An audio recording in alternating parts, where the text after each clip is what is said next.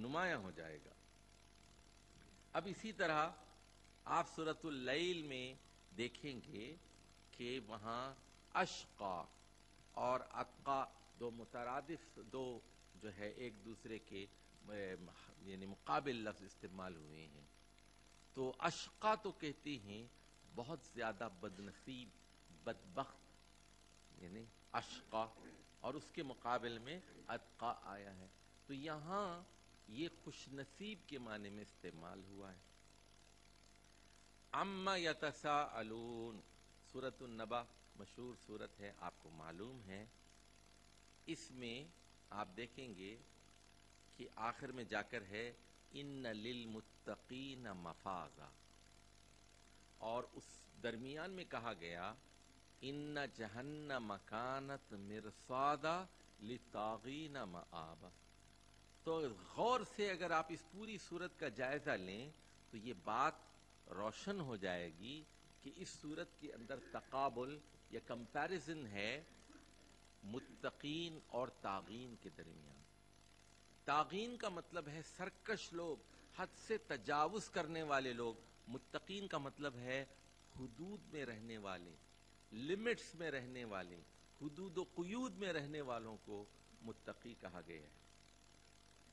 اچھا، اب ذرا ایک تھوڑا سا مشکل مضمون ہے، ذرا اس کو سمجھ لیجیے۔ کائنات کے اندر ہر طرف تقوی موجود ہے۔ کائنات میں کیا موجود ہے؟ تقوی کا کیا مطلب ہے؟ بچنا۔ اور اب ایک نیا مطلب میں نے بیان کیا، میں نے پہلے بتایا تھا تقوی کا ایک مطلب بچنا اور بچانا، دوسرا مطلب بتایا تھا میں نے ڈرنا۔ اب میں ایک نیا مطلب بتا رہا ہوں، اپنی حد میں رہنا، اپنی حد میں رہنا۔ تو میں نے کہا آپ سے کائنات کی ہر چیز کے اندر تقوی ہے، سورج کے اندر تقوی ہے، چاند کے اندر تقوی ہے، دریاؤں کے اندر تقوی ہے، ہواؤں کے اندر تقوی ہے، کائنات ایٹم کے اندر تقوی ہے، ہائیڈروجن کے اندر تقوی ہے، یورانیم کے اندر تقوی ہے۔ قرآن میں کہا گیا مرج البحرین یلتقیان، سورہ رحمان میں ہے کہ ہم نے دو دریا کو ملا دیا، سمجھے؟ دو ملتے ہیں لیکن لا یبغیان، وہ بغاوت نہیں کرتے، ایک دوسرے کی حدوں کو کراس نہیں کرتے، اپنی لمٹس میں رہتے ہیں۔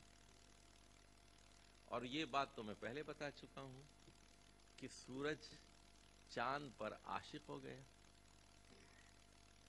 لیکن اس کو چھو نہیں سکتا۔ سورہ یاسین میں کہا گیا سورہ یاسین میں کہ للشمس یعنی ینبغی ان تدرک القمر ولللیل سابق النہار، سورج کی مجال نہیں ہے کہ وہ چاند کو جا کر پکڑے۔ سورج اپنی لمٹ میں ہے، اپنی حد کے اندر کام کر رہا ہے، چاند اپنی حد میں کام کر رہا ہے، لیکن قیامت کے دن اللہ تعالیٰ ان دونوں کی شادی کر دے گا، چاند اور سورج کی آپس میں شادی ہو جائے گی۔ سورہ قیامت میں کہا گیا وَجُمِعَ الشَّمْسُ وَالْقَمَرُ، چاند اور سورج کو قیامت کے دن آپس میں ملا دیا جائے گا، لیکن اس دنیا میں وہ اپنی اپنی حد میں ہیں۔ چاند بھی متقی ہے، سورج بھی متقی ہے، یہ اپنے مدار پہ گردش کر رہا ہے، وہ اپنے مدار پہ گردش کر رہا ہے۔ دریاؤں کے اندر بھی جو ہے تقوی ہے۔ آپ کو پتا ہے کہ سب سے ڈینجرس بام جو ہوتا ہے وہ ہائیڈروجن بام ہوتا ہے، ہائیڈروجن کے ذرات موجود ہیں۔ آپ کو پتا ہے کہ یورانیم کو انرچ کرتے ہیں، اس کے نتیجے میں ایٹم بم بنتا ہے، لیکن دنیا کے اندر جو ہے ایٹم پھٹتے کیوں نہیں؟ پھر کیوں دھماکے کیوں نہیں ہوتے؟ دنیا کے اندر ایٹم اتنے ہیں موجود، ہائیڈروجن اتنی ساری موجود ہے۔ اللہ نے ان تمام ذرات کو، ان تمام ایٹمز کو اپنی حد کے اندر رکھا ہے، اور وہ تقوی کے پابند ہے۔ اب ذرا اور غور کیجئے، آپ اپنی جسم کے اندر غور کیجئے۔ اب جسم کے اندر جو گوشت ہے وہ بھی کئی قسم کا گوشت ہے تو گوشت وہ، یہ آنکھ ہے یہ بھی ایک قسم کا گوشت ہے، یہ جو زبان ہے یہ بھی ایک قسم کا گوشت ہے، یہ کان ہے یہ بھی ایک قسم کا گوشت ہے، یہ ناک ہے یہ بھی ایک قسم کا گوشت ہے، لیکن ہر گوشت اپنی اپنی حد میں ہے۔ ناک جو ہے وہ دیکھنے کا کام نہیں کرتی، اور آنکھ چکھنے کا کام نہیں کرتی۔ جس کو اللہ تعالیٰ نے جو ڈیوٹی دی ہے اس حد کے اندر رہتی ہے، کہ یعنی آنکھ یہ کوشش نہیں کرتی کہ جا کے میں زبان پہ قبضہ کر لوں، زبان کی یہ کوشش نہیں ہوتی کہ میں کان پہ جا کے قبضہ کر لوں، کہ جس کو اللہ نے جو کام دیا ہے وہ اپنی حد میں ہے۔ اب تقوی کا ایک مطلب یہ معلوم ہوا اپنی حد میں رہنا، اور سورہ نبا کے اندر کہا گیا نا متقین اور طاغین کا تقابل ہے، ان للمتقین مفازا اور ان جہنم کانت مرصادا للطاغین مآبا۔ تو اب سورہ رحمان پہ ہم چلتے ہیں، وہاں تکوینی تقوی سے تشریعی تقوی پر استدلال کیا گیا ہے۔ کہا گیا کہ وَالسَّمَاءَ رَفَعَهَا وَوَضَعَ الْمِيزَانَ، آسمان کو ہم نے اوپر اٹھایا اور ایک توازن قائم کیا، یعنی آسمان کو ایک ڈیوٹی پہ لگایا، ایک حد میں رکھا، اپنا آسمان کام کر رہا ہے، اور پھر اس کے بعد اللہ نے کہا لا تطغوا فی المیزان وَأَقِیمُوا الْوَزْنَ بِالْقِسْطِ وَلَا تُخْسِرُوا الْمِیزَانَ۔ کائنات میں ہر چیز ٹھیک ٹھیک اپنی ڈیوٹی انجام دے رہی ہے، سورج اپنا کام کر رہا ہے، چاند اپنا کام کر رہا ہے، رات کا اپنا نظام ہے، دن کا اپنا نظام ہے، تارے اپنی جگہ گھوم رہے ہیں، کوئی فساد نہیں ہے، کوئی بغاوت نہیں ہے، کوئی حد سے تجاوز نہیں ہے۔ اس لیے تم بھی اپنی اختیاری دنیا میں تقوی اختیار کرو، وَأَقِیمُوا الْوَزْنَ بِالْقِسْطِ وَلَا تُخْسِرُوا الْمِیزَانَ، انصاف قائم کرو، ٹھیک ٹھیک تولو۔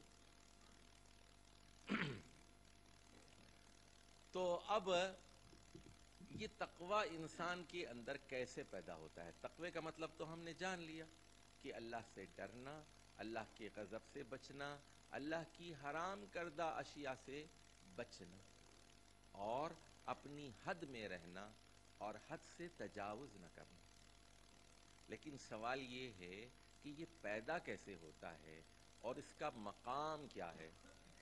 تو یاد رکھیے کہ تقوی کا مقام انسان کا دل ہے، اور اسی لیے نبی کریم صلی اللہ علیہ وسلم نے اپنی انگلی کا اشارہ کیا دل کی طرف، اور صحیح بخاری کی حدیث ہے 2564 جس میں کہا گیا التقوی ہا ہونا، التقوی ہا ہونا، التقوی ہا ہونا، تقوی یہاں ہوتا ہے۔ اور دوسری حدیث میں ہے کہ اذا ان فی الجسد مدغہ، تمہارے جسم میں ایک مدغہ ہے، ایک لوتھڑا ہے، اگر یہ لوتھڑا صحیح رہے تو سارا جسم صحیح رہتا ہے، وَإِذَا فَسَدَتْ فَسَدَ الْجَسَدُ كُلُّهُ، اگر یہ لوتھڑا خراب ہو گیا تو پورا جسم خراب ہو جاتا ہے۔ الا ہی القلب، جان لو کہ وہ دل ہے۔ تب یہ معلوم ہوا کہ انسان سرکش کیوں ہوتا ہے، انسان مشرف کیوں بنتا ہے، انسان جارج بش کیوں بنتا ہے، انسان قاتل کیوں بنتا ہے، کیوں بمباری کرتا ہے، کیوں زنا کرتا ہے، خودکش حملوں میں ہزاروں لوگوں کو مار دیتا ہے، جامع حفصہ میں فساد برپا کرتا ہے، کیوں کرتا ہے؟ تو معلوم یہ ہوا کہ اس کا دل کے اندر خرابی ہو گئی ہے۔ دل ہی اصل چیز ہے، دل اگر اچھا رہا تو پورا جسم ٹھیک رہتا ہے، نیت اگر خراب ہو گئی تو پورا جسم خراب ہو جاتا ہے۔ تو دل کی حفاظت کرنا، دل کی نگرانی کرنا، اس کے نتیجے میں انسان کے اندر تقوی کے جذبات پیدا ہوتے ہیں۔ اور بھی مقامات ہیں، جیسے سورۃ الحجرات میں کہا گیا کہ جو لوگ نبی کریم صلی اللہ علیہ وسلم کے سامنے زور سے بات کرتے ہیں وہ اچھے لوگ نہیں ہوتے، لیکن جو نبی کریم صلی اللہ علیہ وسلم کے سامنے آہستہ گفتگو کرتے ہیں، فَامْتَحَنَ اللَّهُ قُلُوبَهُمْ لِلتَّقْوَى، اللہ نے ان کے قلوب